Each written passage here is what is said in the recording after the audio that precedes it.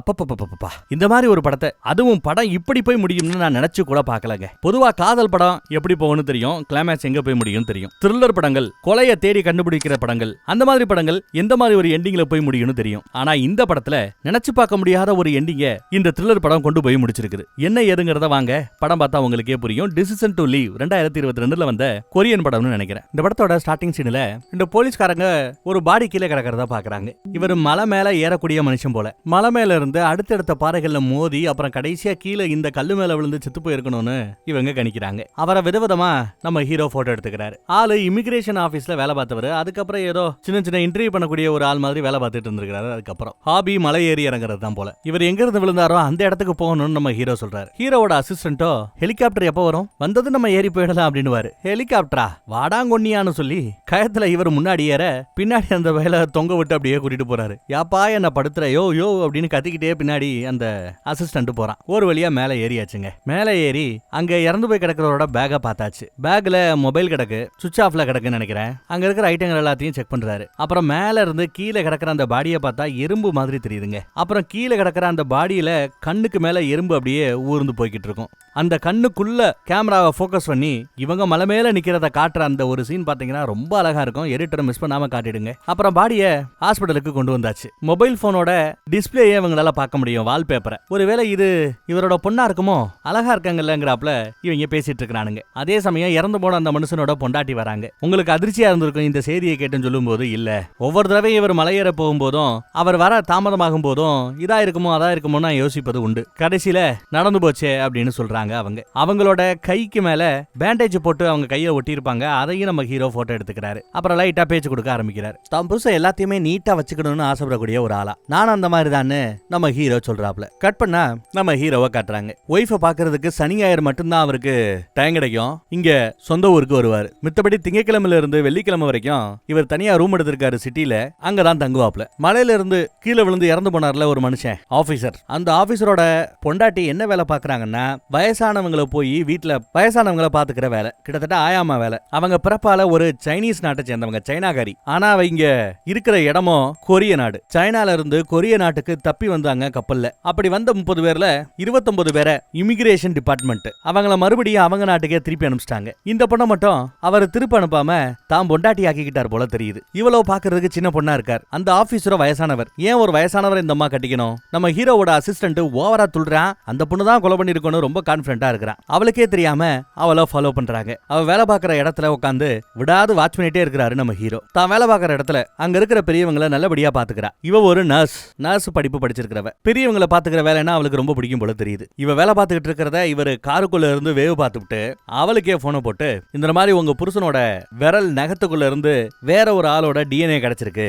அந்த டிஎன்ஏ உங்க டிஎன்ஏவா நாங்க தெரிஞ்சுக்கணும். டிஎன்ஏ டெஸ்ட்டுக்கு உங்க ரத்தத்தை கொடுக்க முடியுமா இல்ல உங்க எச்சில கொடுக்க முடியுமான்னு கேட்கிறாரு. போலீஸ் ஸ்டேஷனுக்கு வர முடியுமான்னு கேட்கிறாரு. இவ்வளவு இல்ல நான் ஒர்க்கிங்ல இருக்கேன்னு கரெக்டா தான் சொல்றா. புருஷன் செத்து 4 நாள் ஆகல, அதுக்குள்ள வேலைக்கு போயிட்டீங்களேன்னு கேட்டா செத்து போன புருஷனை விட உயிரோட என்னோட சர்வீஸுக்காக காத்திருக்கிற இந்த வயசானவங்க தான் முக்கியம்னு ஒரு போர்டு போடுறான். சரி ஒர்க் முடிஞ்சதும் வந்து டிஎன்ஏ டெஸ்ட்டுக்கு சாம்பிள் கொடுத்துட்டு போங்கன்னு சொல்ல சார் இன்னும் போனை கட் பண்ணுவா. அடுத்த கொஞ்ச நேரத்துல பார்த்தா வண்டி எடுத்துட்டு கிளம்புறா. எங்க போறான்னு பின்னாடியே இவரும் ஃபாலோ பண்ணிட்டே வராரு. பார்த்தா போலீஸ் ஸ்டேஷனுக்கு தான் வந்திருக்கா. கொலை செஞ்சிருந்தா பயப்படுவாள்ல, ஆனா இங்க பயப்படாம டிஎன்ஏ டெஸ்ட் கொடுக்க வந்திருக்கா. மேபி அவரோட விரல் நகத்துக்குள்ள இருக்கிற அந்த டிஎன்ஏ என்னோட டிஎன்ஏவா இருக்கலான்னு இவளே சொல்றா. ஏன் என்னாச்சு அப்படின்னு கேட்டா மலைக்கு அவரு மலையேற போறேன்னு கிளம்புற அன்னைக்கு அவருக்கு எனக்கு சண்டை, என் கையை பிடிச்சி இழுத்தாரு, அப்ப கீறிடுச்சுன்னு சொல்லிட்டு தங்க கையில இருக்கிற காயத்தை காட்டுறா. எதுக்கு இப்படி கீழே ரேஞ்சுக்கு என்ன நடந்துச்சு அப்படின்னு கேட்க மலைக்கு போறதுக்கு கூட என்ன கூப்பிட்டாரு, நான் முடியாதுன்னு சொன்னேன் அப்படிங்கிறா. ஏமா மலைக்கு கூட கூப்பிட்டுருக்காரு, போக மாட்டேன் ட்ரிப்புக்கு போக மாட்டேன்னு சொன்னதுக்காக யாராவது கையை அப்படி கிழிப்பாங்களா? உண்மையில என்ன நடந்ததுன்னு கேட்டா டப்புன்னு தொடைய தூக்கி காட்டுறா. நான் உடனே லேடி கான்ஸ்டபிள வர சொல்றேன்னு சொல்லுவாரு நம்ம ஹீரோ. இல்ல பரவாயில்ல நீங்களே போட்டோ எடுங்கன்னு சொல்லிட்டு போஸ்ட் கொடுக்குறா. பார்த்தா 2 தொடையிலையும் பெரிய பெரிய கீரல்கள். இந்த கீரல்களை யாரு போட்டதுன்னு கேட்டா இவளே தான் போட்டுக்கிட்டாலாம். ஆள் கொஞ்சம் டென்ஷன் ஆனா தன்னைத்தானே அடிச்சுக்கிறது, நகத்தை போட்டு கிரிக்கிறது, இதெல்லாம் இவளோட பழக்கம் போல. அப்படி பண்ணும்போது பண்ணாதரின்னு சொல்லிட்டு தடுக்கிறதுக்காக என் புருஷன் என் கையை பிடிச்சாரு, நான் கையை விசுக்கு நிலுத்தேன், கீறிடுச்சு அப்படிங்கிறா. எல்லாத்தையும் போட்டோ எடுத்துக்கிட்டாச்சு. அப்புறம் சாம்பிளுக்காக கையில பிரஷ கொடுத்து வாஷ் பண்ணலாம் சொல்லணும். அதெல்லாம் அப்புறம். அதுக்கு முன்னாடி லஞ்ச் வந்துருது. ஒரு பிரீமியமா ஒரு நல்ல ஹோட்டல்ல ஃபுட் ஆர்டர் பண்ணி 2 பேரும் சாப்பிடுறாங்க. அவங்க சாப்பிட்டு முடிக்கிற டைம் ஒரே மாதிரி இருக்கும். அந்த டேபிளை கிளீன் பண்றதுக்காக 2 பேரும் ஒர்க் பண்ற அந்த விதம் வந்து கோஆர்டினேட்டர்ஸ் இது எல்லாமே பாத்தீங்கன்னா சூப்பரா ஒர்க். நம்ம ஒரு ஏரியால உதவுன்னு சொல்லுவாங்களே ஒரு வார்த்தை, என்ன வார்த்தை அது? கெமிஸ்ட்ரி. அந்த கெமிஸ்ட்ரி இவங்க 2 பேருக்கு நடுவுல நல்லா ஒர்க் அவுட் ஆறாப்ல தெரியுது. சாப்பிட்டுக்கிட்டு டேபிளை கிளீன் பண்ணதுக்கு பிறகு பிரஷ் கொடுத்து போய் வாஷ் பண்ணிட்டு வாங்கன்னு கொடுக்க அவளும் போய் வாஷ் பண்ணிட்டு வந்து பிரஷ் கொடுப்பா. சாம்பிளுக்கு எடுத்துக்கிறாங்க. அப்புறம் தான் அந்த கேள்வி கேட்கிறாரு, 30 பேர் வந்த அந்த கப்பல்ல உங்களை மட்டும் அவர் வச்சுட்டு மீதி எல்லா பேரையும் திரும்ப அந்த நாட்டுக்கே அனுப்புவதற்கான காரணம் என்னன்னு கேட்டா, ஏன்னா சைனாவுக்கும் கொரியர்களுக்கு இடையே யுத்தம் நடந்த போது கொரியர்களுக்கு எங்க தாத்தா சப்போர்ட் பண்ணாரு, அவர்களோட ராணுவத்துல எங்க தாத்தா இருந்து யுத்தம் பண்ணி இருக்கிறாரு, அதையெல்லாம் தெரிஞ்ச பிறகுதான் என்ன இங்கேயே இருக்கிறதுக்கு அனுமதித்தார் அந்த இமிகிரேஷன் ஆபீசர் என் புருஷங்காரங்கிறாப்ல. இவ அதுக்கான ப்ரூஃப் எல்லாம் காட்டுறா. தாத்தா வாங்கின பெரிய பெரிய விருது, தாத்தா பங்கெடுத்த அந்த ராணுவத்தை பத்தி வந்த நியூஸ், அப்புறம் விடுதலை போராட்ட வீரர்கள் சொல்லி அவர்களுக்கு பென்ஷன் கொடுத்தப்போ எடுத்த போட்டோஸ், அதுல இவ கூட நிக்கிறது, இது எல்லாமே வருது. தாத்தா அதுக்கப்புறம் இறந்துட்டாப்ல. தாத்தா போட்டோவோட இவ தான் போஸ்ட் கொடுத்திருப்பா. அப்ப அதுவும் நியாயமா தான் படுது. சரி, ஓகே. இப்படி விசாரணை பண்ணிக்கிட்டு இருக்கும்போது ஒரு நியூஸ் வருது, இவங்க தேடிக்கிட்டு இருக்கிற ஒரு குற்றவாளிய ஒரு இன்டர்நெட் கஃபேல வச்சு யாரோ பாத்துருக்காங்கன்னு. உடனே நான் அந்த இன்டர்நெட் கஃபே ப்ரௌசிங் சென்டருக்கு நான் போய் அந்த ஆளை பிடிக்க போறேன்னு சொல்லிட்டு இவர் கிளம்புவார். இவர் எந்த ப்ரௌசிங் சென்டருக்கு போறேன்னு சொன்னாப்லையோ அதுக்கே மேப்பை போட்டு விட்டு அந்த பொண்ணு கிளம்பி கார் எடுத்துட்டு வந்து நிக்குது. யாரு? அந்த மலை ஏறும்போது விழுந்தாரே ஆபீசர், அந்த ஆபீசரோட பொண்டாட்டி. இங்க ப்ரௌசிங் சென்டர்ல பார்த்தா எகிரி குதிச்சு ஒருத்தன் ஓடுறான். அவனை விரட்டிக்கிட்டே முன்னாடி நம்ம ஹீரோ போறாரு. பின்னாடியே அசிஸ்டன்ட் வர்றான். அசிஸ்டன்ட்னால ரொம்ப தூரம் ஓட முடியல. இது பத்தாதுன்னு படிக்கட்டு வேற ஏறணுமா. அது படிக்கட்டு பழனி படிக்கட்டு மாதிரி போய்கிட்டே இருக்குது. பாதி தூரத்துல அவன் என்னால முடியலப்பான்னு விழுந்துடுறான். இருந்தாலும் நம்ம ஹீரோ இந்த வயசுலயும் விடாது விரட்டிக்கிட்டே வராருங்க. ஒரு மொட்டை மாடி மாதிரி இருக்கு, அந்த ஏரியால வந்து மாட்டிக்கிட்டான்.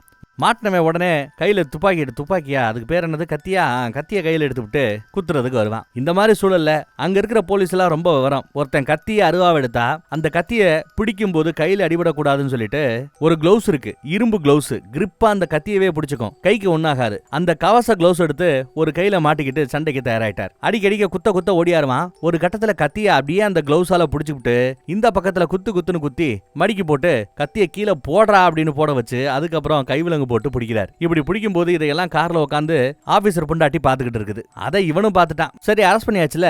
அவனை விசாரிக்கிறதுக்கான ஆபீஸ் பக்கம் வந்தா அசிஸ்டன்ட் உணர்ச்சிசப்பட்டு அந்த வேலை தரையில போட்டு மிதிக்க போவான். கரெக்டா கதவை திறந்துட்டு நம்ம ஹீரோ உள்ள வருவார். ஓங்குன காலை கீழே இறக்கிட்டு, என்ன சார் விழுந்து கிடக்கிறீங்க, எந்திரிங்க உட்காருங்கன்னு உட்கார வைக்கிறான். தம்பி நீ இடத்த காலி பண்ணுன்னு அவரை அனுப்பிச்சு வச்சுட்டு விசாரிக்கிறார். நீ சண்டை போட்ட லட்சணத்தை வச்சே தெரியுது உன்னால யாரையும் கொல்ல முடியாதுன்ட்டு. அப்புறமும் ஏன் ஓடி ஒளிஞ்சுக்கிட்டு இருக்கிற? நீ யாரை காப்பாத்தன்னு நினைக்கிறியோ அவனை காப்பாற்ற முடியாது. அவனை நாங்க பிடிச்சிருவோங்கிறாரு நம்ம ஹீரோ. சாணோன்னு ஒருத்தன், அவன் தான் அந்த கொலையை பண்ண அப்படின்னு கேட்கிறாரு. சாணவ உங்களால பிடிக்கவே முடியாது. ஏன் முடியாதுன்னு கேட்டா, அவன் தன்னைத்தானே அழிச்சுக்கிட்டு சாவானே ஒழிய போலீஸ்காரங்க உங்ககிட்ட மட்டும் மாட்டவே மாட்டான்னு அடிச்சு சொல்றான் இந்த அடியால். அந்த பக்கம் பார்த்தா ஆபீசர் பொண்டாட்டி உட்காந்து ராத்திரி ஆனா வெறும் ஐஸ்கிரீம் தான் தின்னுகிட்டு இருக்கிறா. அசிஸ்டன்ட திட்டுறாரு நம்ம ஹீரோ, இப்படி எல்லாம் ஆள் அடிக்க விடாரா அப்படின்னு. நீங்க மட்டும் என்ன ஒழுங்கா? அந்த ஆபீசர் பொண்டாட்டி கண்டிப்பா அவன் தான் கொலை பண்ணி இருக்கணும். ஆனா அவளை நீங்க பெருசா விசாரிக்க மாட்டேங்கிறீங்க.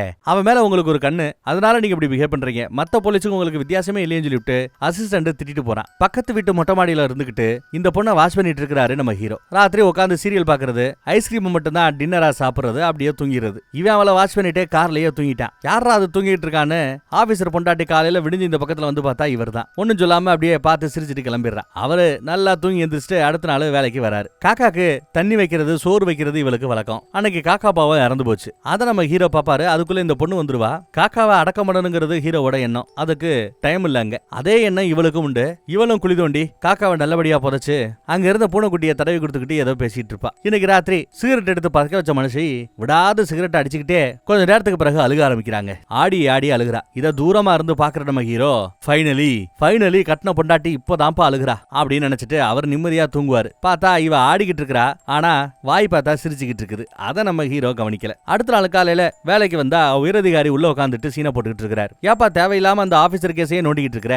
ஒரு மாவட்டத்துல ஏகப்பட்ட கொலையை பண்ண ஒருத்தர் இருக்கிறான். அவனை பிடிக்கிறத விட்டு இந்த சின்ன கேஸ்ல டயத்தை வேஸ்ட் பண்ணிட்டு இருக்கிற, சட்டுப்பட்டு கேச முடிப்பான்னு சத்தம் போட்டு போறார். இவரும் கேச முடிக்கலாமேன்னு முடிவு பண்ணிட்டார். அதே சமயம் அசிஸ்டன்ட் ஏதோ ஒரு கோர்ட் ஆர்டரை காமிக்கிறார். என்னது சைனீஸ்ல இருக்கு அப்படின்னு விசாரிச்சா, சைனா நாட்டுல ஆபீசரோட பொண்டாட்டிக்கு ஆயுள் தண்டனை கொடுத்திருக்காங்க. என்ன கேஸ்னா, தான் சொந்த பாட்டியவே கொலை பண்ணிட்டு ஓடி போயிட்டா அப்படின்னு கேஸ். இதை கேட்டது நம்ம ஹீரோக்கு ஷாக்கு. பொண்டாட்டிய பாக்குறதுக்காக ஊர் பக்கம் வந்திருப்பாரு. இன்னைக்கு என்னன்னு தெரியல, சிகரெட் அடிக்கணும் போல இருக்குங்கிறாரு. ஆனா பல மாதங்களா சிகரெட்டை நிப்பாட்டி இருக்கிறார். தயவு செய்து அடிச்சிடாதையா யோ அப்படின்னு பொண்டாட்டி சொல்லிட்டு போவா. அந்த கேப்ல இந்த கோர்ட் ஆர்டரை சம்பந்தப்பட்ட ஆபீசரோட பொண்டாட்டிக்கு அனுப்பிச்சு இதுக்கு ஏதாவது நீ விளக்கம் சொல்லணுமா அப்படின்னு கேட்க, வீட்டுக்கு வாங்க விளக்கம் சொல்றேன்னு இவ சொல்லுவா. அடுத்த செகண்ட் பாருங்க, விருட்டன்னு வண்டி எடுத்துட்டு வேலை இருக்குன்னு கிளம்பிடுறாரு. சிட்டியை நோக்கி வராரு அந்த பொண்ணை பாக்குறதுக்காக. வர்ற வழியிலேயே தாடி மீசை எல்லாம் ட்ரிம் பண்ணிட்டே வராப்ல. ரொம்ப வேகமா வராரு. வீட்டுக்கு வந்துட்டு நீ கூப்பிட்டதும் வீட்டுக்கு வரதுக்கு நாங்க என்ன வேலைக்காரங்களா அப்படின்னு சீன போறாரு. இருந்தாலும் வண்டிங்கல்ல, வாங்க உட்காருங்க டீ போறேன்னு டீ போட்டு கொடுக்குறா.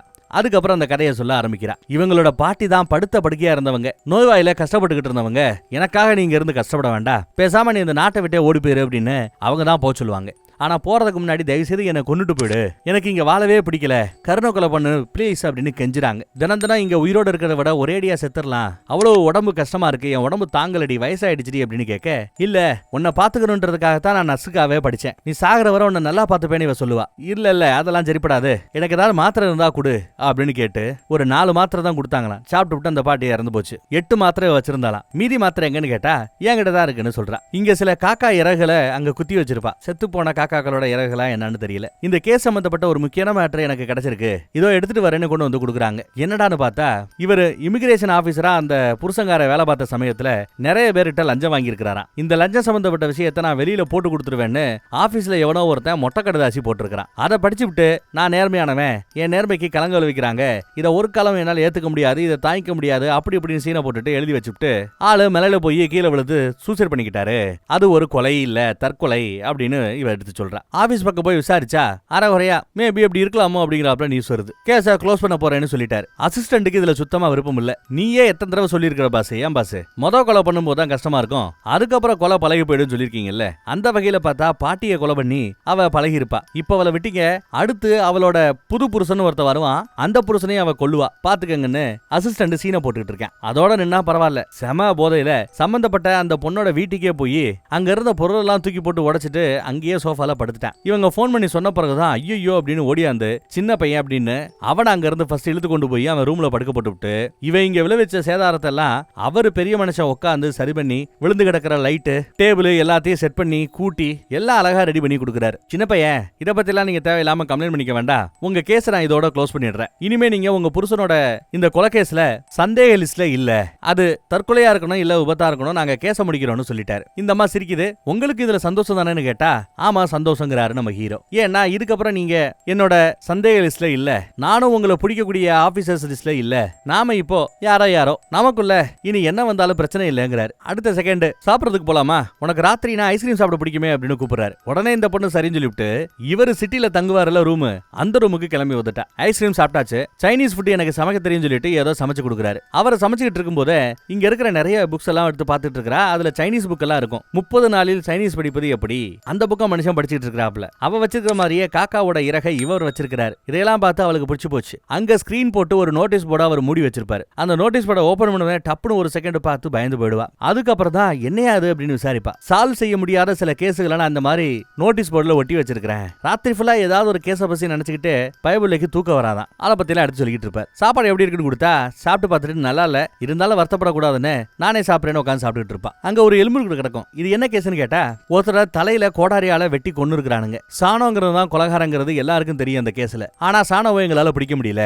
அந்த சாணோவுக்கு நிறைய எக்ஸ் கேர்ள் ஃபிரெண்ட் எல்லாம் இருந்திருக்காங்க. அந்த கேர்ள் ஃபிரெண்ட் எல்லா பேரையும் 12 பேருக்கு மேல விசாரிச்சுட்டாப்லையா. விசாரிச்சதுல அவனை நெருங்கின ஃபீல் இருக்குது அப்படின்னு நம்ம ஹீரோ சொல்லுவாப்ல. உதட்டு பக்கத்துல வெட்டு விழுந்தாப்ல ஒருத்தன் இருக்கிறான்ல, இவன் தான் அந்த சாணோங்கிறவன். அந்த கேஸ் ஃபைல எடுத்து இந்த ஆபீசர் பொண்டாட்டி பாப்பா, செத்து போனவரோட பொண்டாட்டி பாப்பா. ஜெயிலுக்கு போனாப்ல எழுதி இருக்கிறதே அப்படின்னு சொல்லுவா. ஆமா, 1 மாசம் அவன் ஜெயில இருந்ததா நம்ம ஹீரோ சொல்றாரு. அந்த 1 மாச கேப்ல அந்த சாணோவோட காதலிய வேற ஒருத்தர் அப்ரோச் பண்றாப்ல இவன் சந்தேகப்பட்டிருக்கான். யார் மேல அந்த சாணோங்கிறவன் சந்தேகப்பட்டானோ அந்த பையல அடிச்சே கொண்டு விட்டானா. இப்படி எல்லாம் பண்ணா ஜெயிலுக்கு போகணும்னு அவனுக்கு தெரிஞ்சிருக்கு. அதையும் தாண்டி அடிச்சிருக்கான்ல அப்படின்னு கேட்டா ஹீரோ ஆமாங்கிறாரு. ஜெயில அவனுக்கு மரண தண்டனை கூட கிடைக்கும், அதையும் தாண்டி அடிச்சிருக்காப்ல இல்ல அப்படின்னு கேட்டா அதுக்கும் ஹீரோ ஆமாங்கிறான். அப்போ தனக்கு கிடைக்கிற மரணத்தை விட அந்த பொண்ணு அவன் அவ்வளவு லவ் பண்ணிருக்கான் சரிதானே அப்படின்னு இந்த பொண்ணு கேட்பா. ஆமா இல்லன்னு இப்பதான் நம்ம ஹீரோக்கு முளைக்கும் உரைக்கும். அந்த பொண்ணு இப்ப எங்கன்னு விசாரிச்சா யாரையோ கல்யாணம் பண்ணிக்கிட்டு வேற ஊர் பக்கம் போய் செட்டில் ஆயிட்டதா விட்டதா, அவங்க காதல் அவ்வளவுதான் முடிஞ்சு போயிட்டதா சொல்றாரு நம்ம ஹீரோ. கல்யாணமானா காதல் முறிஞ்சு போயிடுன்னு யாரு சொன்னதுங்க?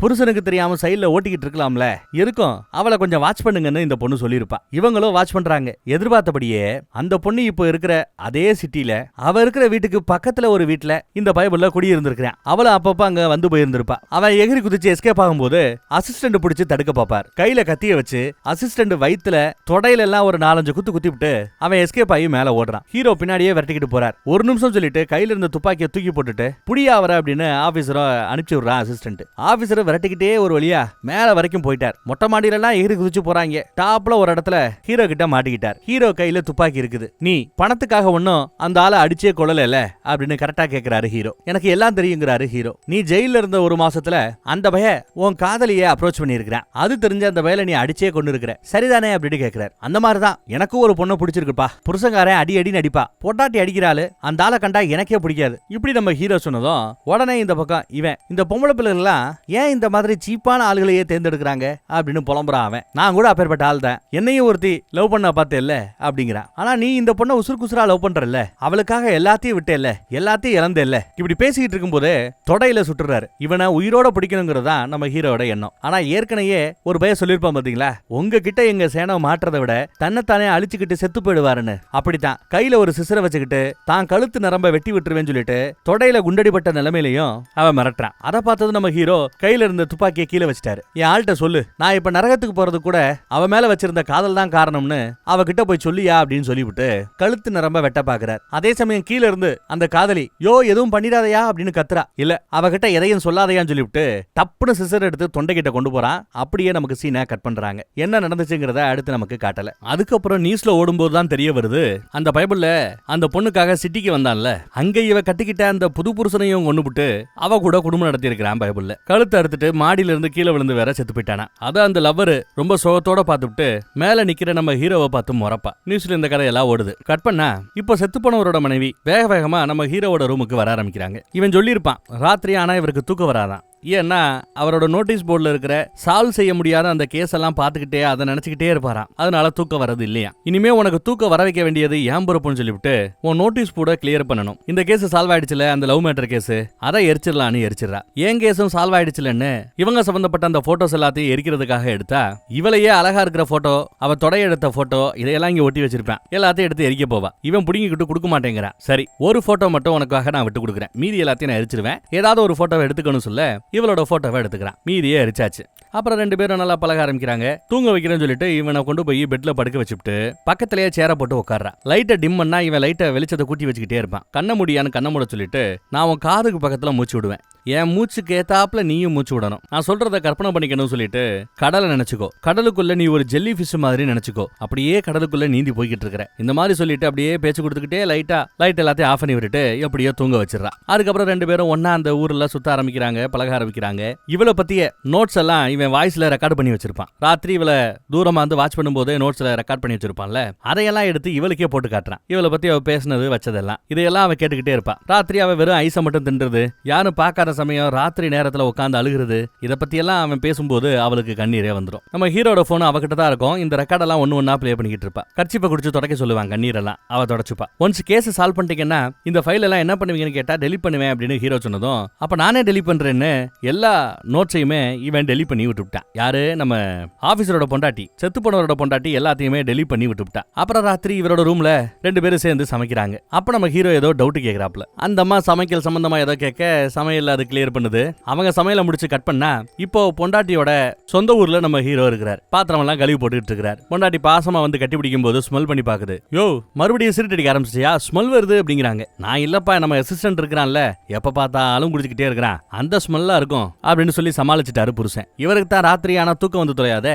3 மணி ஆச்சு இன்னும் தூக்கம் வரல. காரை தொடச்சிக்கிட்டு இருக்கிறார். சரி ஆளுக்கு மெசேஜ் போடுவோமேனு மெசேஜ் போடுறாரு. ரிப்ளை வருது அந்த பக்கம் இருந்து. இவர் மெசேஜ் பண்ண, அந்த அம்மா ரிப்ளை பண்ண, அந்த அம்மா மெசேஜ் பண்ண, இவர் ரிப்ளை பண்ணன்னு நல்ல சிறப்பா போச்சு. அப்புறம் அவளை பாக்குறதுக்காக வீக்கெண்ட் முடிஞ்சதும் கிளம்பி வந்தாச்சு. இங்க ஒரு பெரிய ஜார் இருக்கும். அந்த ஜாரோட மூடியில அந்த மீதி 4 மாத்திரை ஒட்டப்பட்டு இருக்குது. திங்கக்கிழமையானா ஒரு பாட்டிமாவை பாத்துக்கிறதுக்காக இவ கிளம்புறது வழக்கம். அன்னைக்கு இவனும் கூடயே போயிருப்பான். இவன் அந்த பாட்டிமா கூட உட்காந்து பேசிட்டு இருக்கிறத இருக்கிற சமயம் உன் கையி பொம்பளை புள்ள கை மாதிரி ரொம்ப சாஃப்டா இருக்குப்பா. ஆனா அந்த ஆபீசர் பொண்டாட்டியுடைய கையி அவ கையை ஆம்பளை கை மாதிரி ரொம்ப ஸ்ட்ராங்கா இருக்கும் தெரியுமான்னு பாட்டி ஒரு பிட்ட போடும். யதார்த்தமா பேசும். அப்ப நம்ம ஹீரோக்கு வரும் டவுட், ஏன் அவளோட கை அவ்வளவு ஸ்ட்ராங்கா இருக்கு, சாஃப்டா இல்லாம இருக்கு? அப்ப அவ மலையேறக்கூடியவளோ, செத்து போன அந்த ஆள் கூடயே இவளும் மலையேறி இருக்க வாய்ப்பு இருக்குது, அதை மறைச்சிருக்க வாய்ப்பு இருக்குதுன்னு அவனுக்கு ஒரு டவுட் வரும். அடுத்து இந்த பாட்டி கிட்ட ஸ்டார்டிங்ல விசாரிச்சிருப்பாங்க, கொலை நடந்தது திங்கக்கிழமை அன்னைக்கு இவ வேலைக்கு வந்தாளா அப்படின்னு. பாட்டி ஆமா வந்தான்னு சொல்லியிருப்பா. இப்ப பாட்டி கிட்ட விசாரிக்கும் போது, ஆமா பாட்டி இன்னைக்கு என்ன கிழமை அப்படின்னு கேட்டா பாட்டிக்கு தெரியல. அன்னைக்கு என்னென்ன கிழமைங்கிறத சொல்ற நிலைமையிலேயே பாட்டி இல்ல. சரி, அப்போ நாங்க கேட்கும் போது திங்கக்கிழமை அவ இங்கதான் இருந்தான்னு சொன்னீங்களே, அது எப்படி சொன்னீங்கன்னு கேட்டா, எப்பெல்லாம் அவ வர்றாளோ அந்த கிழமையெல்லாம் திங்கக்கிழமைன்னு பாட்டிமா முடிவு பண்ணிருக்கு. சோ அவ செவ்வாய்க்கிழமை வந்துட்டு கூட போயிருக்கலாம். பாட்டி கிட்ட ஒரு 4 நாளைக்கு அப்புறம் விசாரிக்கும் போது, இவ வந்தாளா, அப்ப திங்கக்கிழமை வந்து போனதான் பாட்டி நினைக்கும் திங்கக்கிழமை வந்தான்னு சொல்லியிருக்கு. தனக்கே தெரியாம போய் சாட்சி சொல்லியிருக்கு பாட்டி. அடுத்து இன்னொரு முக்கியமான சாட்சி ஒண்ணு இருக்குது. இவங்க வீட்டுல இருந்த சிசிடிவி கேமரா சம்பந்தப்பட்ட திங்கக்கிழமை அன்னைக்கு இவ சிசிடிவில வீட்டுக்குள்ள வர்றது ரெக்கார்ட் ஆயிருக்குது. அதுவும் அவளுக்கு ஒரு வலுவான சாட்சியா அமைஞ்சிருச்சு. அப்புறம் கரெக்டா அந்த ஒர்க்கிங் டைம் அப்போ ஆபீஸ்ல இருந்து போன் போடுவாங்க. யாரு போனுக்கு? அந்த பாட்டிங்களோட போனுக்கு போனை போடுவாங்க. பாட்டிகளால பெருசா பேச முடியாது. அப்போ பாட்டிகளோட போனை யார் அட்டன் பண்ணுவாங்க? இந்த மாதிரி வேலைக்கு வரக்கூடிய ஆயாமா நர்சமா அட்டன் பண்ணி நான் வேலைக்கு வந்துட்டேங்கன்னு சொல்லணும். இதுதான் அட்டெண்டன்ஸாவே எடுத்துப்பாங்க. அட்டெண்டன்ஸ் ரிப்போர்ட்ல அப்படி ஒரு கால் வந்திருக்கு, இந்த பொண்ணு அட்டன் பண்ணி நான் வந்துட்டேங்கன்னு சொல்லியிருக்கு. இது எப்படி சாத்தியம்னு பார்த்தா, சிசிடிவி பாக்குறாப்ல கரெக்டா ஆன் டைமுக்கு உள்ள வந்தவ பாட்டி தூங்கிக்கிட்டு இருக்கிற சமயம் பாட்டியோட போன் மாதிரியே அதே கலர் அதே மாடல்ல ஒரு புது போனை வாங்கி அதை மாட்டிட்டு இவ போனையும் அங்க வச்சுட்டு பாட்டியுடைய போனை இவ கையில எடுத்துட்டு பாத்ரூம்ல இருக்கிற ஜன்னல் வழியா எகிரி குதிச்சு வெளியில வர்றா. ஏன்னா சிசிடிவில மாட்டிட கூடாதுங்கிறதுக்காக. அப்படி வெளியில வந்தவ ஒரு பஸ் பிடிச்சு மலையேறக்கூடிய அந்த மலைக்கு வந்திருக்கிறா. என்னெல்லாம் நடந்திருக்குங்கிறத இவன் கணிச்சு, யாரு நம்ம ஹீரோ கணிச்சு, அதே மாதிரி அதே ரூட்ல அவனும் டிராவல் ஆகி வரான். இவ கை நல்ல ஸ்ட்ராங்கா கனமா இருக்கிறத வச்சு இவளுக்கு நல்ல மலையேற வருதுங்கிறது தெரிஞ்சுக்கலாம். புருஷங்கார அந்த பக்கம் மலையேறும் போது இந்த பக்கம் இவ மலை ஏறி இருக்கிறா. அவனுக்கு தெரியாமையே இந்த பக்கத்துல அவ கஷ்டப்பட்டு மலை ஏறி வரா. முன்னாடியே வந்து காத்துக்கிட்டு இருக்கிறா. அவன் அந்த பக்கத்துல ஏறி வரான். கரெக்டா அவன் மலை உச்சியில ஏறினதும் இந்த பக்கம் மலை உச்சியில இவ ஏறிட்டா. அவன் மலை உச்சியில ஏறினதும் அந்த கிளிப்ப வயரோட சேர்த்து கனெக்ட் பண்ணிருப்பாங்க. அது இனி தேவைப்படாதுன்னு சொல்லிட்டு கிளிப்ப அவன் ரிமூவ் பண்ணிருப்பான். மலை மேல வந்தாச்சுன்னு குஷியா இருப்பான். அந்த சமயம் பின்னாடி இருந்து குடுகுடுன்னு ஓடியாந்து அந்த வயலை பிடிச்சு தள்ளி விட்டுறா புருஷங்கார விழ போற சமயம் இவ கைய பிடிக்க போக அவளோட கையில கீழே விழுந்திருக்கும். அதுக்கப்புறம் அவன் கீழே விழுந்து செத்து போயிருப்பான். அதுக்கப்புறம் ஒண்ணுமே நடக்காதபடி மறுபடியும் கீழே இறங்கி வந்து பாத்ரூமோட ஜன்னல் வழியா உள்ள வந்து பாட்டியுடைய போனை மாத்திட்டு சிசிடிவில பர்றாப்ல இவ வேலை முடிஞ்சு போறதெல்லாம் ரெக்கார்டா இருக்குது. அவ வெளியில போயிருக்கா. இவ்வளவையும் அவர் கெஸ் பண்ணி கரெக்டா எல்லாத்தையுமே பான் பண்ணிட்டாரு. டிராவல் பண்ணிட்டு வந்துட்டார். இந்த பக்கம் இவ வீட்டுக்கு வருவா. இவ வீட்டுல இவளுக்கு முன்னாடியே நம்ம ஹீரோ காத்துக்கிட்டு இருக்கான். பக்கத்துல வந்து உட்காந்தா இவன் தள்ளி போய் வேற சீட்ல உட்கார்றான். என்ன முட்டாளாக்கிட்டல நீ, உன் புருஷன் உன்னை அடிச்சு கொடுமைப்படுத்தி இருக்கான், அது பிடிக்கலன்னா நீ போலீஸ் ஸ்டேஷன் வந்து கம்ப்ளைண்ட் பண்ணிருக்கணும், அதை விட்டுட்டு அந்த பயலையே நீ கொன்னு இருக்கிற அப்படின்னு கேக்குறான். ஏன் போலீஸுக்கு கம்ப்ளைண்ட் பண்ணலன்னு கேட்டா, போலீஸுக்கு கம்ப்ளைண்ட் பண்ணுனா இமிகிரேஷனை கேன்சல் பண்ணிட்டு இவளை மறுபடியும் சைனாக்கே நாடு கடத்திடுவாங்கன்னு புருஷங்காரன் பொய் சொல்லி மிரட்டி வச்சிருந்திருக்கான். இவன் நம்பிட்டு அடங்கிட்டே போயிருந்திருக்கான். ஒரு கட்டத்துல அவனோட டார்ச்சர் தாங்க முடியாம கொலையே பண்ணிட்டா போல தெரியுது. சே, உன்னை போயா நான் லவ் பண்ணேன்னு இவன் பேசும்போது டப்புனு இவ ரெக்கார்டா போட்டு விட்டுறா. அவனுக்கே தெரியாம வந்து கட்டி பிடிச்சிக்கிட்டு நாம இருந்த அந்த உண்மையான நினைவுகளை நினைச்சு பாருங்கன்னு ஒரு சீனை போட்டா, இப்பதான் என்ன நல்லபடியா தூங்க வச்ச, என்ன நல்லபடியா பாத்துக்கிட்ட, எல்லாம் சரிதான், ஆனா கடைசியில என்ன முட்டாளாக்கிட்டேல்ல, என்கிட்ட இருந்த உன் கேஸ் சம்பந்தப்பட்ட நோட்ஸ் எல்லாத்தையும் என் போன்ல இருந்து டெலீட் பண்ண, எடுத்து வச்சிருந்த போட்டோஸ் எல்லாத்தையுமே எரிச்ச, என்னோட இன்வெஸ்டிகேஷனையுமே குழப்பி விட்டுட்டேன். இப்ப கடைசியில உனக்காக இவ மாட்டுவதற்கான ஒரே ஆதாரம் என்னன்னா பாட்டியுடைய அந்த பழைய போன். அந்த போனோட டவர் லொகேஷனை செக் பண்ணி பார்த்தா கொலை நடந்த அன்னைக்கு பாட்டியுடைய போனு அந்த மலைப்பகுதிக்கு போயிட்டு வந்தது மட்டும் டவர்ல ரெக்கார்ட் ஆகி தெரிஞ்சு போச்சுன்னா இவ மாட்டிப்பா, இவ தான் கொலைகாரின்னு ஆயிடும். இப்ப அந்த போனையே அவர் தூக்கி கடல்ல வீசி எரிஞ்சிட்டாராம். என்ன கடைசியில இப்படி பண்ண வச்சுட்டியே, ஒரு நேர்மையான போலீஸ்காரனா இருக்குன்னு நினைச்சேன், என்ன கடைசியில இப்படி ஆக்கிட்டியடி அப்படின்னு சொல்லிட்டு அவர் விறுவிறுன்னு அங்கிருந்து கிளம்பி போயிடுறாரு. இதெல்லாம் இங்க இவ ரெக்கார்ட் பண்ணி வச்சிருப்பா. இவளும் ஒரு மாதிரி சோகமாயிட்டா. அப்புறம் ஒரு 13 மாதத்துக்கு பிறகு, கிட்டத்தட்ட 1 வருஷத்துக்கு பிறகுன்னு சொல்ற காட்டுறாங்க. பொண்டாட்டி வேலை பார்க்கற அந்த சிட்டி பக்கமே இவர் வந்து செட்டில் ஆயிட்டாரு. ராத்திரி ஆனா இவருக்கு இந்த தூக்க வராம இருக்கிற பிரச்சனை இருக்குது. ஹாஸ்பிட்டல்ல போய் பாக்குறாங்க. அவரு சூரியன் வெளிச்சவங்க மேல நல்லா படணும், காலையில ஒரு அரை மணி நேரத்துக்கு சன்பாத் எடுங்கிறாப்ல. ஆனா அவங்க இருக்கிற ஏரியால மேகமூட்டம் சூரியனை மறைச்சிருமா, வாய்ப்பு இல்ல சாரே அப்படிங்கிறாங்க. சரி, அப்ப தூங்குறதுக்கு முன்னாடி காலை நல்லா தண்ணியில நனைச்சிட்டு அதுக்கப்புறம் படுங்க தூக்கம் வருங்கிறாரு. அதுவும் செட்டாலையா, இதோ இந்த மிஷின் எடுத்து உங்க மூக்குல வந்து மாட்டிக்கிட்டு அப்படியே படுக்கணும். மூக்கு வழியா நீங்க சுவாசம் ஏத்தி இறக்கும் போது உங்களுக்கு நல்லா தூக்கம் வரும் அப்படின்னு சொல்றாரு. அந்த பக்கம் பார்த்தா ஆபீசர் பொண்டாட்டிய போட்டு எவனோ ஒருத்தன் பலார்னு அடிக்கிறான். எங்கடி உன் புருஷன் எங்க ஒளிஞ்சுக்கிட்டு இருக்கிறான் அப்படின்னு கேட்டு அடிக்கிறான். காஸ்ட்லியான ஏகப்பட்ட ஷாப்பிங் ஐட்டத்தை வாங்கி வச்சிருக்கிற எங்க வேன் கேட்டு அடிக்கிறான். ஆனா பார்த்தா இவ அடி வாங்கிட்டு இருந்தவ 10 நிமிஷம் தான் உனக்கு டைம் கொடுத்தேன், 10 நிமிஷம் ஆயிப்போச்சு, இதுக்கு மேல அடிச்ச நல்லா இருக்காது பாத்துக்கன்னு திருப்பி அடிக்க ஆரம்பிச்சிடறான். வந்தவன் அடிச்சு போட்டு போயிட்டான். அவங்க அம்மா பத்தி ஏதோ பேசுறான். எங்க அம்மா செத்தா ஃப்ரீசர்ல வச்சு நல்ல விதமா அவங்களை அடக்கம் பண்ணுவேன்னு ஏதோ பேசிட்டு போறான். என்ன இந்த இடத்துல நடக்குதுன்னு ஒன்னும் புரியப்படலங்க. அடுத்து பார்த்தா புருஷங்காரன் போனை போட்டு அந்த ரவுடி பையன் நம்ம வீட்டுக்கு வந்தாலும் வருவா, நாம மறுபடியும் வேற ஒரு ஊர் பக்கம் போய் செட்டில் ஆகணும், எந்த ஊர்ல போய் செட்டில் ஆகலான்னு புருஷங்காரன் கேக்குறாப்ல. யோ நீ ரொம்ப லேட்டியா, ஆல்ரெடி வந்துட்டான் அடிச்சிட்டான், சரி நான் சொல்ற ஊருக்கு போவோம்னு அவ ஒரு ஊர் சொல்றா. எந்த ஊர் தெரியுமா சொல்றா? எங்க நம்ம ஹீரோ வேலை பார்த்துக்கிட்டு இருக்கிறாரோ அந்த ஊருக்கு போய் செட்டில் ஆகணும்னு சொல்லிட்டு அங்க வந்து செட்டில் ஆகிறா. ஒரு மார்க்கெட்ல நம்ம ஹீரோவும் பொண்டாட்டி அந்த பக்கம் இருந்து வருவாங்க, இந்த பக்கம் இவளும் புது புருஷனும் வராங்க. ஒருத்தருக்கு ஒருத்தர் 13 மாசத்துக்கு பிறகு பார்த்ததும் 2 பேரும் ஆச்சரியத்தோட பாக்குறாங்க. நீ என்ன இங்கன்னு? ஆமா இந்த பொண்ணு யாருன்னு பொண்டாட்டி கேட்டா, என்ன கொலகாரியா இருப்பாரோன்னு உங்க புருஷன் சந்தேகப்பட்டாப்ல ஒரு கேஸ்லன்னு அவ தன்னை அறிமுகப்படுத்திக்கிறாங்க. ஒருத்தர் அறிமுகப்படுத்திக்கிறாங்க. அந்த புது புருஷன் ஸ்டாக் மார்க்கெட்ல வேலை பார்க்கறாராம். பங்குச்சந்தை ஏஜென்ட், ஷேர் மார்க்கெட் ஏஜென்ட். தான் கார்டு கொடுத்து ஏதாவது பிசினஸ்னா சொல்லுங்க, ஷேர் வாங்கணும்னா சொல்லுங்க, இன்வெஸ்ட் சொல்லுங்க, உங்க நம்பர் கொடுங்கன்னு அந்த அம்மா நம்பரையும் வாங்கிக்கிறான். அப்ப இவங்க 2 பேரும் சைகையிலேயே பேசிக்கிறாங்க. ஷூ எல்லாம் ஃபார்மல் ஷூ போட்டுருக்கிற என்னதுங்கிறாப்ல சைகையில கேட்டா. இங்கெல்லாம் சஸ்பெக்ட் இல்ல, யாரையும் விரட்ட வேண்டிய அவசியம் இல்ல, அதனால சாதா ஷூவை போட்டுட்டு இருக்கிறதா இவரும் சொல்லுவாரு. இந்த பக்கம் மீனை சமைக்கிறதுக்காக கட் பண்ணிட்டு இருப்பான். போன் கால் வரும். போன் அட்டன் பண்ணிட்டு பொண்டாட்டி கங்கராச்சுலேஷன் சொல்றா, வாழ்த்துக்கள் சொல்றா. எதுக்குப்பா வாழ்த்துக்கள் சொல்றது கேட்டா, கொலகேசா விசாரிக்க உன்னை கூப்பிட்டு இருக்காங்க அப்படின்னு சொன்னதும் ஹீரோ ரொம்ப ஆர்வமா கிளம்பி வராரு. இந்த ஊர் பக்கம் எல்லாம் பாத்தீங்கன்னா கொலகேஸ் எல்லாம் ரொம்ப ரேரு போல. ஆர்வமா வர்றேன். காலையில ஒரு 11 மணிக்கு கிட்டத்தட்ட 17 தடவை குத்தப்பட்டு அதுல 13 தடவை வயிற்றுலையாம், நெஞ்சில அப்புறம் முதுகுல 4 தடவையாம். 13 குத்து வாங்கின பிறகு ஒரு ஆளால நடக்க முடியுமா அப்படிங்கிறாப்ல கூட வேலை பார்க்கிற ஒரு அசிஸ்டன்ட் அம்மா. ஆமா இந்த ஊர்ல இவருக்கு அசிஸ்டன்ட் ஒரு லேடி. அந்த அசிஸ்டன்ட் பேசிட்டே வராங்க. பாடிய பார்த்தது பொண்டாட்டி தான். பொண்டாட்டிய வர சொல்லட்டுமா அப்படின்னு அசிஸ்டன்ட் கேக்குறா. பார்த்தா இங்க பாடியாக கிடக்கிறது அந்த புது புருஷன், பங்குச்சந்தை ஏஜென்ட். பழைய புருஷன் செத்துருப்பான் பாத்தீங்களா, அந்த கேஸை க்ளோஸ் பண்ணும்போது அவர் போட்டிருந்த வாட்ச், பர்ஸ் இதெல்லாம் திரும்ப கொடுப்பிடிச்சிருப்பாங்க. அதே வாட்சை தான் இப்ப இந்த புது புருஷன் போட்டிருக்கிறான். ஸ்விம்மிங் பூல் பக்கம் செத்து போய் கிடக்குறான். அசிஸ்டன்ட் ஸ்விம்மிங் பூல்ல இறங்குறதுக்கு எவ்வளவு கஷ்டப்பட்டு இறங்குறாப்லன்னு பாருங்க. அந்த பக்கம் பொண்டாட்டி தனியா கடலை பார்த்தாப்ல நிப்பா. கோவத்தோட விறுவிறுன்னு பக்கத்துல வராரு. நீங்க வந்த காரணமே இதுதானா?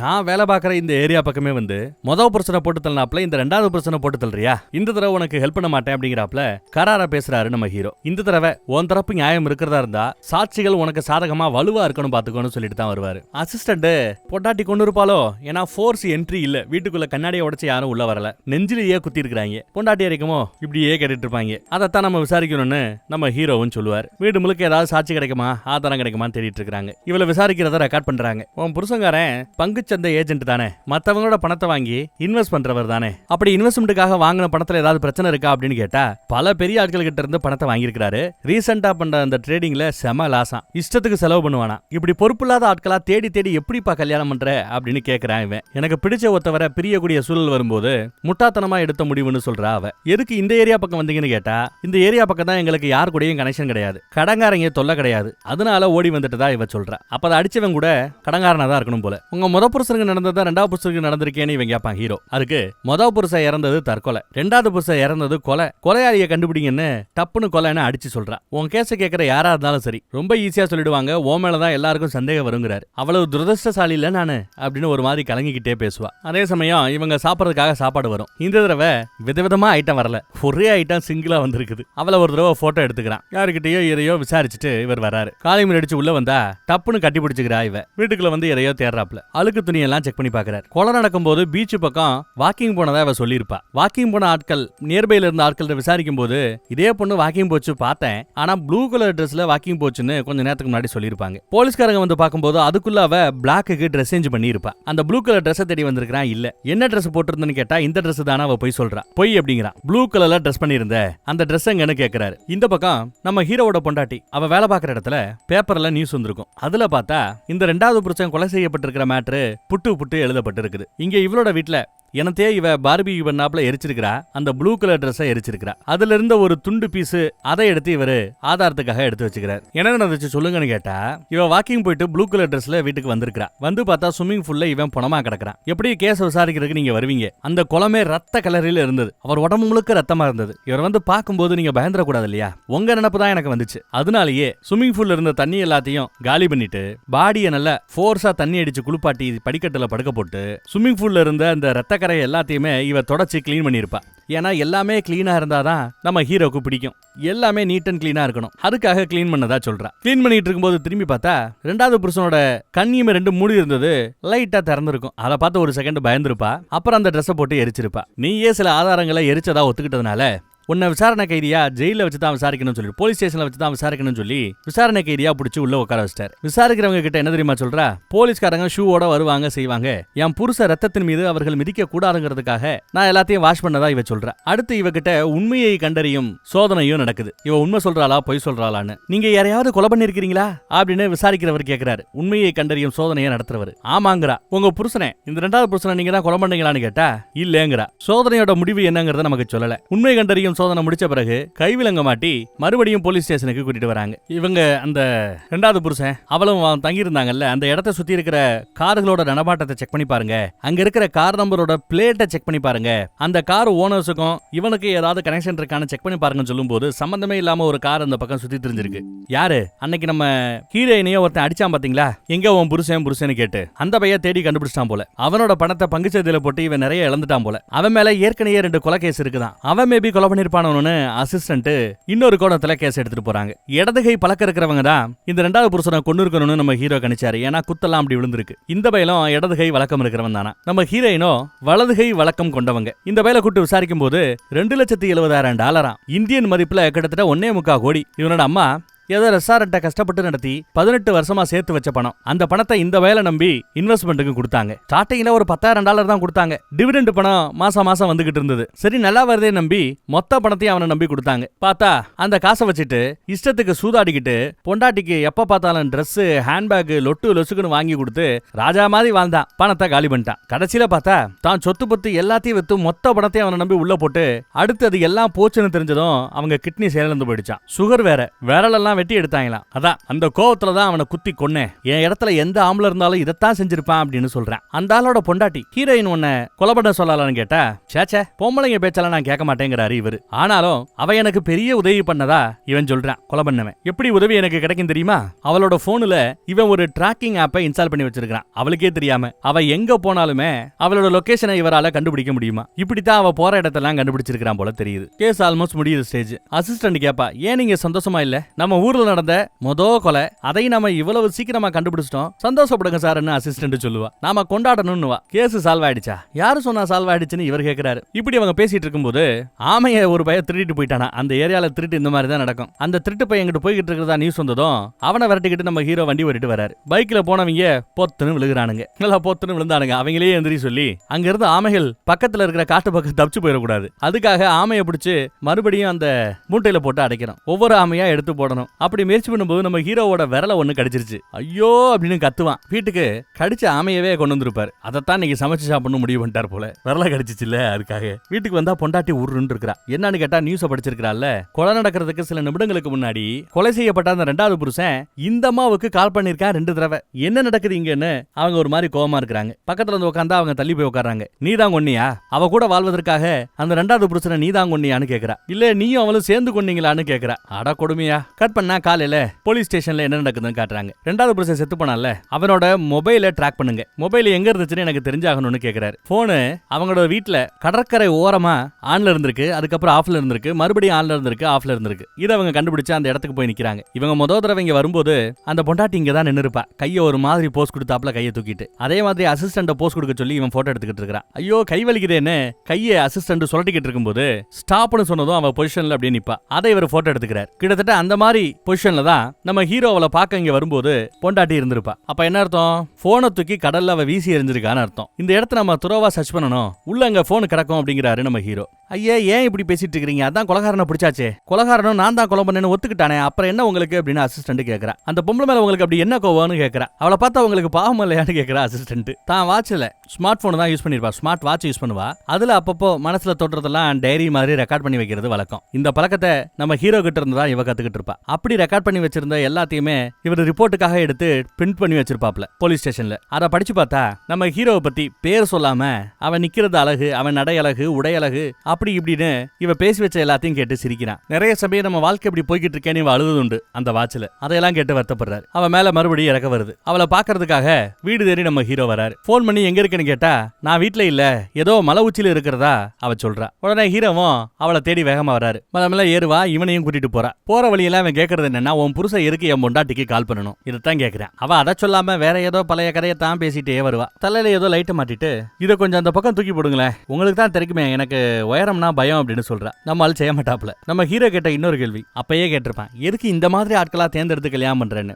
ஏன்னா ஒன்ன மாதிரி நல்ல பயில்க என்ன மாதிரி பொண்ணை கட்டிக்கிறதுக்கு தயாராக இல்லையே, நாங்க என்ன பண்ணட்டும் அப்படின்னு கேட்கறா. மனசுக்கு பிடிச்ச ஒன்ன மாதிரி ஒருத்தர் என் கூட பேசணும்னா அதுக்கு ஏதாவது கொலை குத்தம்னு நடந்தாதானே நீ வந்து என்கிட்ட பேசுற அப்படின்னு அசால்ட்டா சொல்றா. காமெடி பண்ற நேரமா அதுன்னு இவன் கடுப்பாகிறான். என்ன பிரிஞ்ச இந்த 13 மாசமா ஏற்கனவே தூக்கம் வராது உனக்கு, நீ ரொம்ப கஷ்டப்பட்டிருப்பல அப்படின்னு கேட்கறா. அப்புறம் அந்த மார்க்கெட்ல வச்சு என்ன 13 மாசத்துக்கு பிறகு பாத்தியே, அந்த பார்வைக்கு பிறகுதானே நீ உயிரோட இருக்கிறதையே ஃபீல் பண்றல அப்படிங்கறத கரெக்டா கேட்கறா. ஹீரோவோட முகத்துல அப்படி கையை வச்சு தடவி, இப்ப என் கை சாஃப்ட் ஆயிடுச்சு, உன்னால உணர முடிகிறதா அப்படின்னு கேட்கறா. இவனும் கையை தொட்டு பாக்குறான். என்னதான் இருந்தாலும் நான் ஒரு போலீஸ், நான் சந்தேகப்படக்கூடிய சந்தேக நபர்கள் லிஸ்ட்ல நீ இருக்கிற, இதை யாராலையும் மாத்த முடியாதுன்னு இவன் சொல்லுவான். என்ன நீங்க எப்படி வேணாலும் நினைச்சுக்கங்க, நடத்திக்கங்க, என்ன சந்தேகப்பட்டுக்கிட்டே இருங்க, அதுதான் எனக்கும் பிடிச்சிருக்கு அப்படின்னு சொல்றா. எந்த மாதிரி ஆளு இவன் ஏன் மேல ஆசைப்படுறான்னு உனக்கு என்னைக்காவது அந்த கேள்விக்கு ஒரு கேள்வி வந்ததுண்டா? நீ தைரியமான பொண்ணு, அந்த தைரியம் தான் பிடிச்சிருக்குங்கிறான். நம்ம ஹீரோயினோட பாட்டியோட அஸ்தி உள்ள இருக்கும்னு நினைக்கிறேன். மலை மேல இருந்து கொட்டணும்னு அவங்க விருப்பப்பட்டிருப்பாங்க போல தெரியுது. ஓபன் பண்ணா மூடியில இந்த 4 மாத்திரை இருக்கணும், இப்ப மாத்திரையா காணும். அந்த மாத்திரை எங்கன்னு கேக்குறேன். அவகிட்ட பதில் இல்ல. பாட்டியுடைய சாம்பல் அப்படியே மலையில இருந்து அப்படியே தூவி விடுறாங்க. அந்த பனி காத்துல அப்படியே அது பறந்து போய்கிட்டு இருக்குது. இவங்க அம்மாவோட சாம்பலும் அதுல இருக்குது, அதையும் கொட்டுறான். அதே சமயம் இவன் நம்ம ஹீரோவை நோக்கி அப்படியே மெதுவா நடந்து வர்றா. நம்ம ஹீரோவும் தயாரா இருக்கிறார், தள்ளி விட்டாலும் அவ கையால சாவமேன்னு. ஆனா இவ தள்ளி விடல, பின்னாடி இருந்து ஓடியாந்து வந்து கட்டி பிடிச்சுக்கிறா. பரவாயில்ல, 1க்கு 2 புருஷனை கொலை பண்ணவ நம்மள கொலை பண்ணலையேன்னு இவனுக்கு சந்தோஷம். கையில ஒரு மொபைல் வச்சிருக்கிறா. இந்த மொபைலை தான் கடல்ல தூக்கி போட்டதா இவன் நினைச்சுக்கிட்டு இருந்தான். மொபைல் அவ கையில தான் இருக்குது. சாரி, ஒரு மேட்டரை நான் தப்பா சொல்லிட்டேன். அந்த புருஷன் சாவுல வீட்டுல இருந்த அந்த பாட்டிமாவோட மொபைல் தான் ரொம்ப முக்கியமான ஒரு எவிடன்ஸ் சொன்னேன்ல, அதை கடல்ல தூக்கி எரிஞ்சிட்டதா இவர் சொல்லிட்டு போனதா நான் சொன்னேன். அங்க தப்பு பண்ணிட்டேன். அந்த போனை கடல்ல வீசி எரிஞ்சிரு, அதான் உனக்கு நல்லதுன்னு சொல்லிட்டு அந்த ஊரையே காலி பண்ணிட்டு ஹீரோ வந்திருப்பார். அந்த போனை இவ இன்னும் வச்சிருக்கா. அதை நம்ம ஹீரோ கிட்ட கொடுத்துட்டு மறுபடியும் நீ இன்வெஸ்டிகேட் பண்ணு அப்படிங்கிறா. தடவையா 2 பேரும் ஒருத்தருக்கு ஒருத்தர் முத்தத்தை பரிமாறிக்கிறாங்க. அங்கிருந்து அப்புறம் விலகி போயிடுறா. இங்க பார்த்தா பொண்டாட்டி துணிமணி எடுத்து வச்சிட்டு இருக்கா. புருஷனை விட்டு பிரிஞ்சு போகணும்னு முடிவு பண்ணிட்டா. இவளை கூட்டிட்டு போறதுக்காக இன்னொருத்தன் வந்திருக்கான். இவன் ரீசெண்டா விவாகரத்து வாங்கினவனா, அவன் கூட வாழ்றதுக்காக இவ கிளம்பிட்டா. இவர் தூங்குறதுக்கு முயற்சி பண்றார். கடைசியில மிஷினை மாட்டி தூங்கக்கூடிய ஒரு நிலைமைக்கு வந்துட்டார். அப்பையும் தூக்க வரல போல. மிஷின்ல நிறைய டீடைல் ரெக்கார்ட் ஆகுமா. நல்லா தூங்குனீங்களா ராத்திரின்னு ஹீரோயின் கேப்பா. 1 மணி நேரத்துல கிட்டத்தட்ட 47 தடவை இவரு முழிச்சாராம். மெஷின் சொல்லுது. உன்னால நம்ப முடியுதான்னு கேக்குறாரு அவரு. பேட்டரிய மாத்திராப்ல எனக்கு கிடைக்கிற அந்த தூக்கத்தை உங்களுக்கு கொடுக்கறதுக்கு எனக்கு ஆசைதான் இவ சொல்லுவா. பார்த்தா அவங்க 2 பேரோட கையிலையும் கை விலங்கு போடப்பட்டிருக்குது. இவ தப்பிச்சு ஓடக்கூடாதுன்னு குற்றவாளிகளுக்கு இப்படித்தான் போலீஸ் கையில ஒரு விலங்கு, குற்றவாளி கையில ஒரு விலங்குன்னு போட்டு கூட்டு போவாங்க. அப்படிதான் இவனும் கூட்டிட்டு போய்கிட்டு இருக்கான். இவளே தான் அந்த முத கேசையும் திரும்ப விசாரின்னு சொல்லியிருப்பா. அவளை எங்க கூட்டிட்டு போய்கிட்டு இருக்கிறான்னு தெரியல. பாசமா இவனோட கையை பிடிச்சிக்கிட்டு இருக்கா. கட் பண்ணா நம்ம ஹீரோ தூக்கத்துக்காக சூரிய வெளிச்சம் சுல்லுன்னு படும்போது சன்பாத் எடுத்துட்டு இருப்பாப்ல. அந்த ஊர்ல தான் சூரியன் வெளியில தெரியாது. இந்த ஊர்ல பழைய ஊர்ல சூரியன் நல்லா தெரியும். நம்ம ஹீரோ சொன்ன இடத்துல 2வது கொலை நடந்தது இல்ல, 2வது புருஷங்கார இறந்து கிடந்தான்ல, அங்க பீச் ஓரமா ஹீரோயின் எதையோ விட்டு எரிஞ்சிருப்பாள்ல, அந்த இடத்துல டைவர்ஸ் அனுப்பி ஏதாவது கிடைக்குதான்னு தேட சொல்லி ட்ரை பண்ணும்போது ஒரு போனு கிடைச்சு. ஆனா ரொம்ப டேமேஜ் ஆயிருக்கு. இது யூஸ்ஃபுல்லா இருக்குமான்னு அசிஸ்டன்ட் காட்டுறாங்க. ஹீரோ அத ஒரு வழியா கிராக் பண்ணி உள்ள இருந்த எஸ்எம்எஸ் படிச்சு பாக்குறார். அந்த எஸ்எம்எஸ் யாருக்குமான எஸ்எம்எஸ்னா மெசேஜ்னா 2வது புருஷனுக்கும் நம்ம ஹீரோயினுக்குமான மெசேஜ். அதுல அவன் என்ன சொல்லியிருக்கான்னா, அந்த அம்மாவோட பையன் எங்க போனாலும் என்ன ஃபாலோ பண்ணிட்டே இருக்கிறான், அந்த அம்மா மட்டும் செத்து போச்சு, கண்டிப்பா அந்த பைபிள்ல என்ன கொன்னுடுவான், ஏகப்பட்ட அந்த அம்மாவோட பணத்தை நான் இழந்திருக்கிறேன், மிஸ் பண்ணிட்டு இருக்கிறேன், மிஸ்யூஸ் பண்ணிருக்கிறேன், உன் சைனீஸ் கனெக்ஷனை பயன்படுத்தி என் கடன் எல்லாம் அடைச்சு விடுன்னு கேட்கிறா.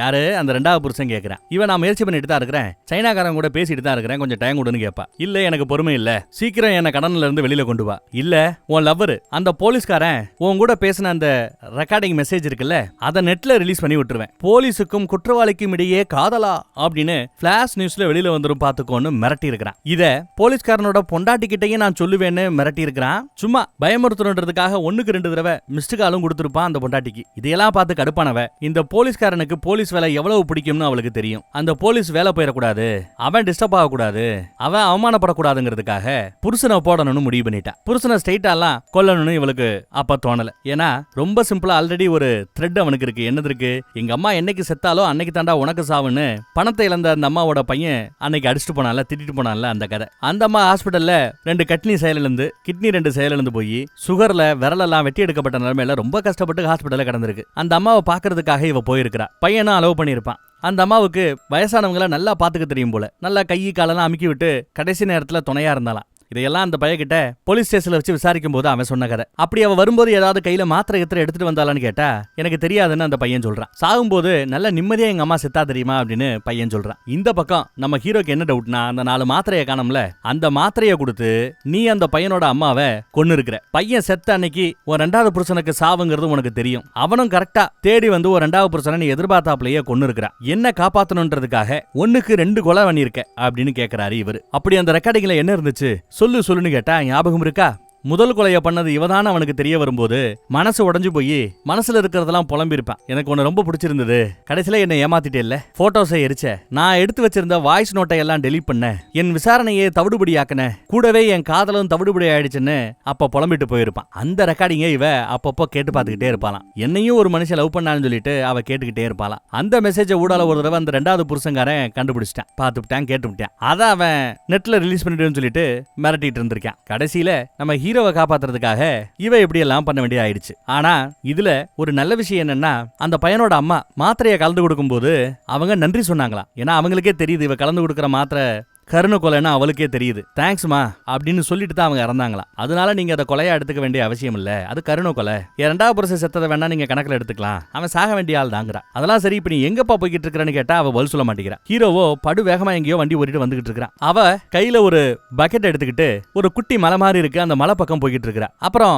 அது கடல்ல முடியுது, கடல் பக்கம் போய் நிக்கிறா. நம்ம ஹீரோயினுக்கே தெரியாம அந்த பையனை, அந்த அம்மாவோட பையன் ஒரு டிராக்கிங் ஆப்பை இன்ஸ்டால் பண்ணி வச்சிருப்பான்ல, அதை வச்சுதான் இவ இருக்கிற இடத்த கண்டுபிடிச்சு வேக வேகமா நம்ம ஹீரோ ஓடியாரு. அவளோட காரை கண்டுபிடிச்சிட்டார். காரெல்லாம் மொபைல் இருக்குது. மொபைல்ல அன்னைக்கு அவ லாக்கு கோடு என்ன போட்டாங்கறத அவர் நோட் பண்ணிருப்பாரு. போன் எடுத்து இவர் பேசின அந்த ரெக்கார்டிங்கை இவர் ப்ளே பண்ணி பாக்குறாரு. ஏன்னா இவருக்கே அது ஞாபகம் இல்ல நாம என்ன பேசணும் வச்சோன்ட்டு. அந்த வாய்ஸை இவர் கேட்டு பாக்குறாரு. ஃப்ளோல அவ யாரு நம்ம ஹீரோ எப்படி எல்லாம் இப்ப பேசினான்னு நான் சொன்னேன். காதல் நொறுங்கி போச்சுன்னு அவன் சொல்லிட்டு போன அடுத்த கணத்துல இருந்து நம்ம ஹீரோவை இவர் ரொம்ப சின்சியரா லவ் பண்ண ஆரம்பிச்சிட்டா. இங்க இவர் பக்கெட்டை வச்சு என்ன பண்ணிருக்கான்னா, ஒரு பெரிய குழியை தோண்டி இருக்கிறா. குழியை தோண்டி அந்த குழிக்குள்ள உட்காந்துட்டா. பீர் பாட்டில் எடுத்து பீர் அடிச்சுட்டு அப்படியே உட்காந்து பீச்சை பார்த்தாப்லயே இருக்கிறா. அதே ரெக்கார்டிங்ல தான் அந்த மேட்டர் வரும். இவதான் கொலகாரிங்கிறத கண்டுபிடிக்கிறது அந்த பாட்டிமாவோட போனு தான். அத கடல்ல எங்கேயாவது வீசி எரிஞ்சிருன்னு சொல்லிட்டு போயிருப்பார்ல, அது வரைக்கும் ரெக்கார்ட் ஆயிருக்கும். நல்ல கடல் தண்ணி உள்ள வராப்ல ஒரு குழியை தோண்டி அந்த குழிக்குள்ள பக்கெட்டோட உட்காந்துட்டா. உன்னோட கேஸ்ல சால்வ் பண்ண முடியாத கேஸா நான் இருக்கணும்னு ஆசைப்படுவேன்னு இவ சொல்லியிருப்பா. ஏன்னா எந்த கேஸை இவனால சால்வ் பண்ண முடியாதோ அப்போ அந்த கேஸ் எல்லாம் நோட்டீஸ் போர்டுல ஒட்டி வச்சிருப்பான். அந்த கேஸ் அவன் மைண்ட்ல ஓடிக்கிட்டே இருக்கும், அவனை தூங்க விடாம செஞ்சுக்கிட்டே இருக்கும். இனிமே நீ அப்படி தூக்கம் இல்லாம இருக்கும்போது என் கேஸும் சால்வ் பண்ண முடியாத கேஸ் தானே, என்ன நீ அப்போ நினைச்சுக்கிட்டே இருப்பேல்ல, அது போதும்னு சொல்லிட்டு இப்பேற்பட்ட ஒரு முடிவை அந்த பொண்ணு எடுத்திருக்கிறாளோ என்னவோ. தண்ணி கொஞ்சம் கொஞ்சமா அந்த பள்ளத்துக்குள்ள விழ ஆரம்பிக்குது. கொஞ்சம் கொஞ்சமா அவளை மூழ்கடிக்க ஆரம்பிக்குது. ஹீரோ இந்த பக்கம் எல்லா பக்கமும் தேடி பார்த்துக்கிட்டு இருக்கிறான். அவ எங்கன்னு தேடி வந்துகிட்டு இருக்கிறார். தண்ணி அந்த பள்ளத்துல முழுசா ஃபுல் ஆக ஆரம்பிச்சிருச்சு. ஏன்னா ஈவினிங் ஆக ஆக கடலோட நீர் மட்டம் கரையை தூக்கி இந்த மாதிரி வந்துகிட்டே இருக்கும் போல தெரியுது. அது தெரிஞ்சுதான் அவ தன்னை அழிச்சுக்க இப்பேற்பட்ட ஒரு முடிவு எடுத்திருக்கிறா. அவளை கண்டுபிடிக்க முடியாம போன் பண்ணி ஆம்புலன்ஸ் போலீஸ் எல்லாரும் வாங்க, இந்த இடத்துல அவளை தேடி கண்டுபிடிக்கணும்னு சொல்லிட்டு கால் பண்ணி உதவி கேட்டிருக்கிறார். அழுகழுகையா வருது. ஆனாலும் அவரால தன் காதலிய கண்டுபிடிக்க முடியல. ஆனா அவன் எங்க நின்னு இப்போ போன் பேசிட்டு இருக்கிறானோ அங்க அவனோட கால் அடியில தான் அந்த பொண்ணு உயிரோட புதைஞ்சு கிடக்குறா. அவளை தேடி அந்த கரையோரமா அவ பேரை சொல்லி சொல்லி 1000 தடவைக்கு மேல கத்தி இருப்பான். ஆனா அவ இவனை விட்டு போகணும்னு எப்பயோ முடிவு பண்ணிட்டா. டிசிஷன் டு லீவ், இதுதான் இந்த படத்தோட பேரு. 2022ல வந்த படம். கதை ஏதோ ஒரு கொலையையும் அந்த கொலையை எப்படி இவர் கண்டுபிடிக்கிறாரு இந்த மாதிரி போகணும்னு பார்த்தா இதுல காதலை கொண்டு வைப்பாங்கன்னு நான் நினைச்சு கூட பார்க்கல. இதுவும் காதலே. வேற ஒரு நல்ல படத்துல மறுபடியும் சந்திப்போம். அதுவரை காத்துருங்க.